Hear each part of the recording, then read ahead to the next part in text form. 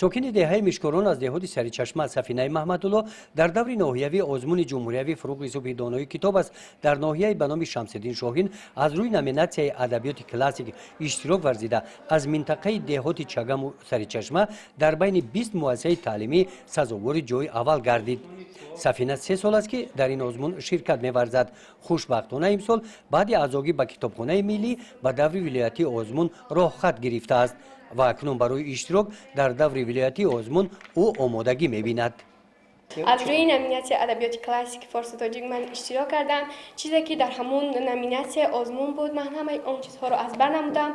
من 50 تا کتابی که از اشعار شاعران کلاسیک تاجیک است از یاد نمودم. باز از ادبیات نظم من 125 تا رباعی، 150 تا غزل، 150 بیت داستان، 150 بیت قصیده و دیگر نوع‌های شعری را از بر نمودم. سبب آزمون اشتراک کردن من در آن بود که ما چون اینقدر دخترهای دهات هستیم، چقدر دوردست هستیم، بتوانیم که خودمان را دانش خودمان را در عرصه جمهوری معرفی نماییم. از مؤسسه تحصیلات میانه عمومی رقم 35 در دهه مشکوران در پهلوی سفینه این سمیه است. او از روی نامیناسی ادبیات بچگانه برای اشتراک در دور ولایتی آزمون جمهوری فروغ صبحی دانایی کتاب است از همین مؤسسه آماده می شود. من زیاده از 233 دانه کتاب، 100 تا بند، 200 تا چیستان و غزل و رباعی های خیلی زیاده از بر نمودم. بسیارتر معلمم نبات نصرالدین که در این دهه دوردست که زندگی میکنیم و بسیار کتاب ها را دسترسی نداریم و با من بسیار یاری رساند که این کتاب ها را خوانم و از بر نمودم و دانش خود را سوقل دهم. تشکیل و برگزاری آزمون فروغ صبحی دانایی کتاب است در این گوشه دوردست کوهستان کشورمان در سمت علم آموزی توجه نورسان را خیلی بالا برده است.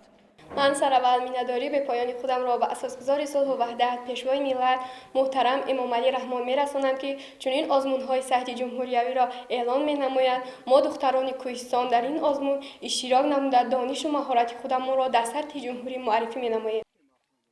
در مؤسسه تحصیلات میانه عمومی رقم 35 در دهه مشکوران در 8 صنفخانه 101 نفر کودکان به تحصیل فرا گرفته شدند. 19 نفر آموزگاران از جمله 7 نفر زنان به فعالیت آموزگاری اینجا مشغول می باشند. سال 2019-2020 خواننده مؤسسه ما اسمت حکمت‌الله در آزمون متمتیکون جوان جمهوری اشتراک کرده 2 سال سزاوار مدال طلا شده به وطن به دهه برگشته بود.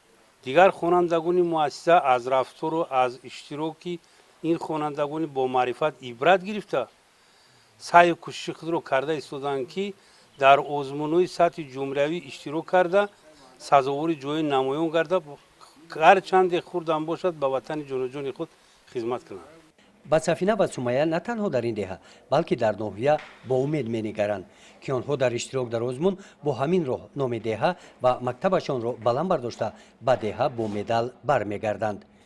گزارش خواجه نظریف خدای نظر ظهوروف از ناحیه به نام شمس‌الدین شاهین برای برنامه اطلاعاتی نوید.